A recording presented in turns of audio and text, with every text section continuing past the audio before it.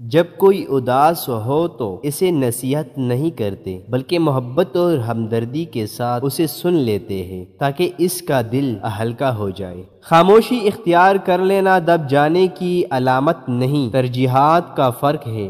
ہر بات اور ہر بندہ جواب کا مستحق نہیں ہوتا۔ لوگ خاص نہیں ہوتے، خاص تو ہماری چاہت ہوتی ہے جو کسی کو ہمارے لیے خاص بناتی ہے۔ محبت توجہ مانگتی ہے، جب توجہ ہی نہ ہو تو اسے اپنی زندگی سے اتنا دور کر دو کہ وہ پلٹنا بھی چاہے تو اسے واپسی کا راستہ ہی نہ ملے۔ جن کے دل میں مکافات عمل کا خوف ہو وہ لوگ برا کرنے سے پہلے کئی بار سوچتے ہیں۔ نفرت انسان کا بنایا ہوا ذاتی مسئلہ ہے، ورنہ قدرت تو محبت کا درس دیتی ہے۔